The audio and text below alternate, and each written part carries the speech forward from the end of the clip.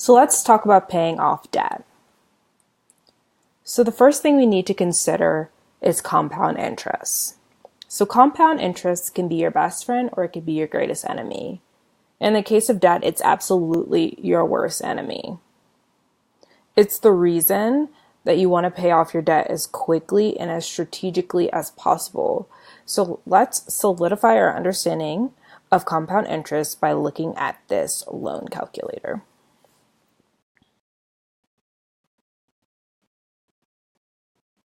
Sorry, my internet is very slow. So this Bankrate loan calculator will show you how much you have to pay monthly towards your loans depending on the loan amount. So whatever. Let's assume we're talking about credit card debt. Now let's say you have $5,000 in credit card debt. So technically loan term in years can be indefinite with credit card debt, but we can do 5 years just because, and then say our interest rate is, let's say it's 22%. Let's say you're just going to take 5 years to pay it off. Actually, let's just say you're going to take 1 year to pay off the $5,000. Let's make it better, because I think that often can happen where people say, okay, I have all this credit card debt, and they say, okay, I'm going to knock some of that debt out every month and it'll take me a year to pay it, but we're at a 22% interest rate. So that means that we would be paying about $468 a month. So that's $5,000 for the actual loan, but the amount of interest you pay is $616. So what is that? What? You're paying an extra $616? That's crazy. You know what I'm saying? And then when you think about it in terms of other loans, so say you have a home loan, and say you just got a 200 grand mortgage and it's 30 years.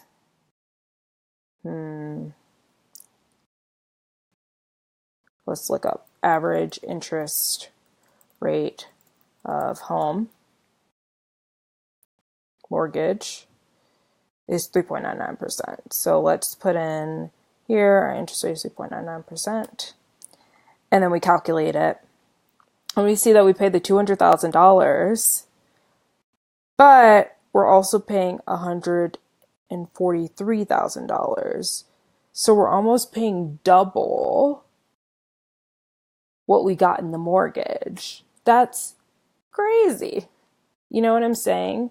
So from a micro example to a macro example, you can see how much more money you're really going to spend if you keep your loans and interest.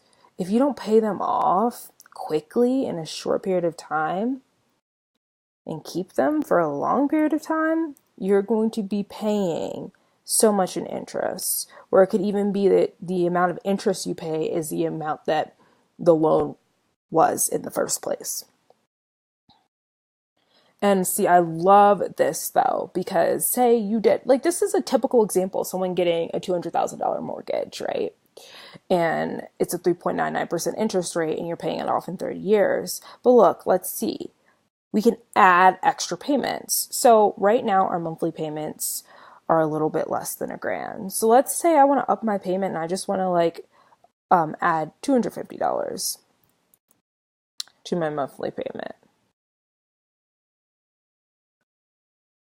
You can also do it in terms of doing an extra yearly payment occurring whatever month you want, or you could do it as a one-time payment that happens on a specific month and year. But let's just say we're going to just contribute every month. We're just going to make an extra payment of $250 every month. So once we apply this extra payment,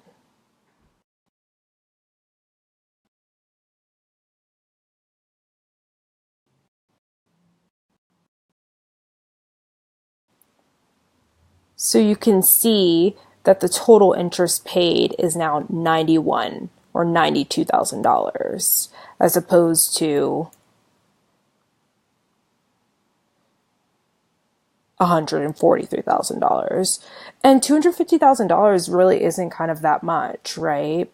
$250,000 or $250, sorry, $250 a year is only about 3 grand, right? And so think about if you just doubled that, right? You decide to pay 6 grand a year. So that's just $500. Now we're to a total interest paid of 68 grand, right? Those are huge differences, less than half of what you would have been paying if you just had not made extra payments. So I encourage you to use this tool and just add in those extra payments, and you'll see like the immediate effects of how much less interest you'll be paying. So when we're talking about what your debt payoff timetable should be, it should honestly just be ASAP. So what you need to do is to take a look at your budget, take a look at how much you spend on fun things, and just kind of think to yourself, I'll do 75% of my budget for fun things. I'm now going to just take that money and just put it to my debt payoff budget. So you'll still have 25% of that money for fun things. But the sooner you pay off that debt, the quicker you can increase your budget for fun things. So time is everything in life. So we want to create urgency in our debt payoff strategy so that you can truly enjoy fun without the anxiety of debt. Now, that was kind of a general guideline because I'm all about the pain, but like the enjoyment and the loveliness of life. So that was just a kind of a general perspective of how you can go and do this in the beginning. Like, okay, I just need to get started. Let me just put 75% of the things I was doing for fun, going out, drinking, going to amusement parks, traveling, buying clothes, buying beauty products, going to Sephora every weekend, going to CVS every weekend, buying energy drinks randomly, going to Starbucks. Okay, fine.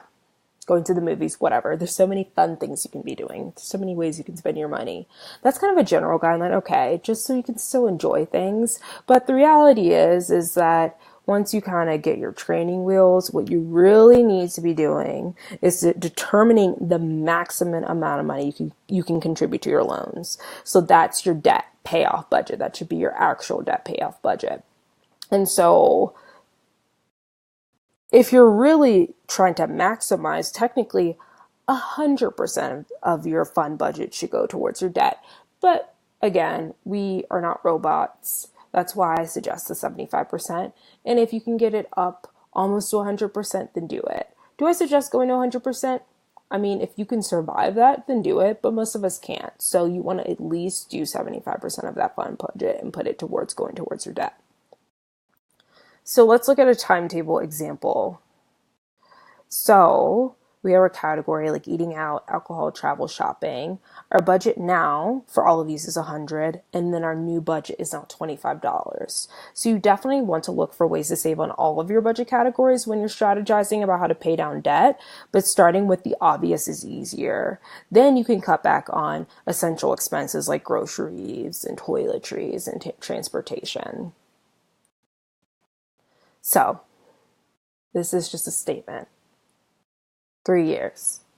That is the longest amount of time suggested for your timetable for debt, like credit card, student loans, and car loans.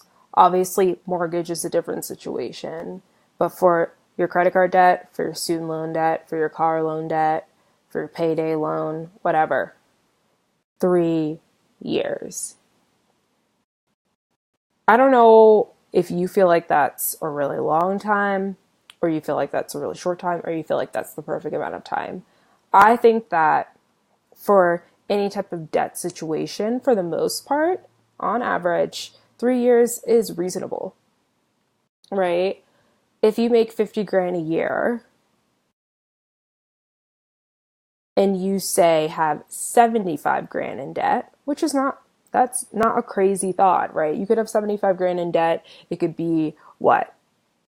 Maybe 50 grand from student loans. It could be $10,000 in student loan debt. It could be $10,000 in medical bills and then $5,000 in credit cards, right? Did I get to 75? Whatever. The point being is you make 50 grand, you have debt of 75 grand. So that means that to get it paid off in 3 years, you need to pay 25 grand each year. Now, maybe after taxes, you're left with maybe around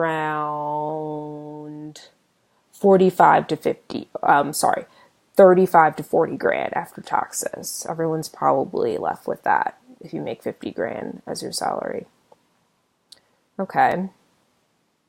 I need to pay 25 grand that year. So let's up it and say you have 40 grand left. Okay, you have 25, 40 minus 25 is what, 15? 15 grand? You can live on 50 grand a year, right? If you get cheaper rent, right, you can live on 15 grand a year. So you figure out a situation where you can get $500 in rent. That's $6,000 a year. Then you have $9,000 left at this point. It's a decent amount to cover all your expenses. Is it hard? Yeah, okay. When your debt is higher than your income, your annual salary, it's going to be hard. But I'm just using this as an example to say you can do it. You can do it in 3 years. It actually can happen in 3 years. Obviously, you're not in the most optimal situation because that's like hard, right? It's very hard to have debt higher than your annual income. And that's why I use that example. But it's possible, right? So if you have 50 grand in debt and you make 50 grand a year, you definitely, right? Now you know you definitely can do it. And if you make 50 grand a year and you have 25 grand in student loans, then you can definitely pay it off in 3 years, right? It's not going to be super strenuous compared to that person that needs to pay off 75 grand, right? So here's our max amount example. 3 years might seem crazy, but let's go through this example to show you this. So your salary is 50 grand. You live in Denver and have the following living expenses, which totals to $2,000, which is 48% of your gross income.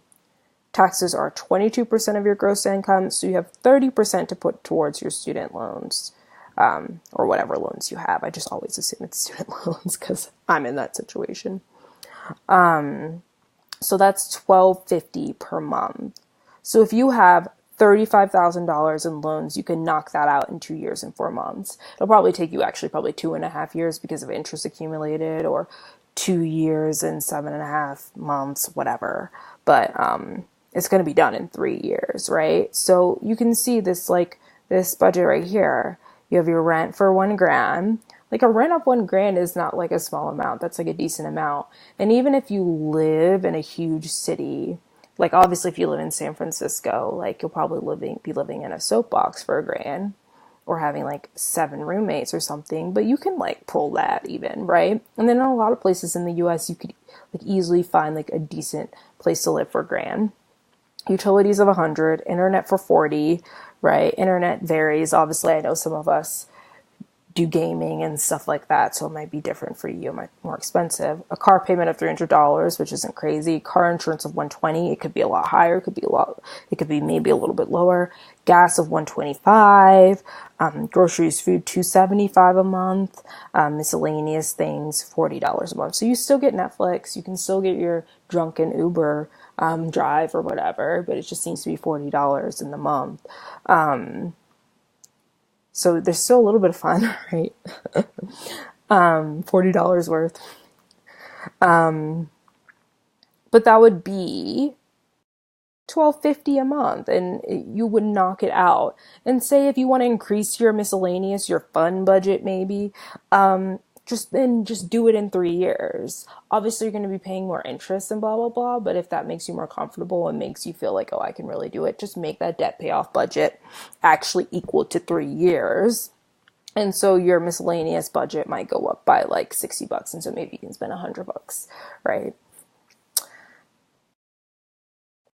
So once you look at your monthly budget and see a reasonable amount of time to pay off your debt, which should be within 3 years, typically, that corresponding number is your debt payoff budget. Woo. So you might be thinking, what debt should I pay off first? And so I will say that people often mention the debt snowball method. So I'm going to preface this conversation with this thought. So some people will say you need to tackle the smaller loans first so that you can feel the joy of paying off the loan quickly. So this makes sense psychologically, right? So, okay, yeah, I'm not going to do it in terms of the math of it. Like I'm not going to tackle the one with the highest interest rate or the highest loan amount because I just want to see like more and more of my loans just go away and go away. Okay, it does make sense psychologically, but for us, we're moving past that because what we're going to be doing is we're going to be doing auto pay, which we're going to talk about later, our auto pay and our auto savings. But we're going to be doing auto pay, so you don't even need to be thinking about this psychologically every time because you thought about it logically from the very beginning and then you just ripped off the Band-Aid and put it on auto pay. So you know the money's coming out and all you need to do every month is allocate it to the loan based on the priority list here. But the reason that I don't think that we need to be making this emotional, we just need to pay this off. It's just the numbers. I want to just look at the math, right? I don't want you to be paying more interest than you have to because we are going to be taking the psychological element out of it by using automatic payment. So we're not going to prescribe to the debt snowball method. So here's our process. We're going to start with the debt that has the highest interest rate. So this is typically credit cards, right? They could be in the 20s of percentages, right? So if you're paying student loans, this should be your priority. So you want to first pay unsubsidized high interest rate, then unsubsidized low interest rate, then subsidized high interest rate, then subsidized low interest rate. So once you've paid off the loan with the highest rate, start chipping into the next loan with the highest rate. So note this, that you will have to pay minimum payments on all of your loans, which will be allocated in your debt payoff budget. The rest of the debt payoff budget will go to paying more on the loan with the highest interest rate. So say you have 3 loans. Let's make it really easy. One is 5%, one is 10%, one is 15%. You're going to start with the one with 15%. And you're going, say you have like $1,000, right, that you're going to put towards loans that month. The minimum payment for the 5% and the 10% might be like $50. So you're going to put $100 towards paying off the 5% and the 10%, and then you're going to put $900 towards paying off the 15%. Okay. So I want you to write down your debt payoff budget and you can see how I do it. I should have done it in a better system, but I'm just going to show you because it'll show you how to kind of like think about it. So CC stands for credit card. I have 2 credit cards, which is my Chase and my Discover, right? And you can see my varying payments that I had to do every month, which is slightly embarrassing, but slightly not, right? And then the total amount I have to pay. Debit is just the amount that I get as income, my salary, and then we can see my rent and utilities. We can see my rent and utilities went down because I moved. So this month I got 1 month free and it was beautiful. So I only had to pay my old apartments, like utilities bill, and internet, something like that. So this was like super low. So it was beautiful. So I could put more money to my student loans. But okay, we can see internet. My internet went up because my new place has fiber internet, so it's more expensive. Car insurance, I bought a new car at around here, so you can see it went up and had to pay for like a partial month, but it's stabilizing around $155. Car payment, you can see when I bought my car, and now I have the car payment. And then these are my total expenses. So the way that I typically look at my credit card debt budget is it should be 400 and 100. Obviously, you see that never happens because I'm irresponsible.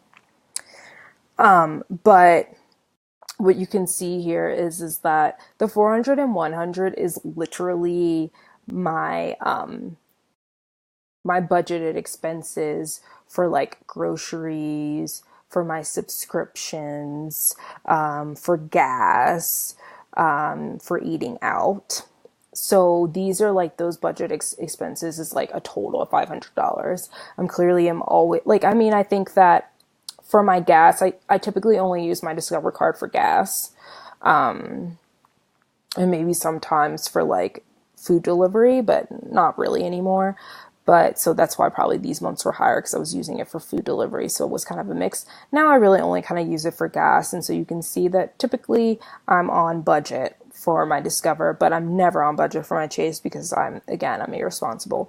And so, and I actually like am enjoying showing you guys this because yeah, like I can be so into personal finance, but I'm a human. And this is why we're going to talk about putting things on auto pay because I didn't do this. And I literally am only doing it for the last 2 months. And I'm just like, it's changed my perspective completely. I'm like, oh, wait, there's going to be at least this amount being taken out of my account. Like, that's just like the reality of the situation.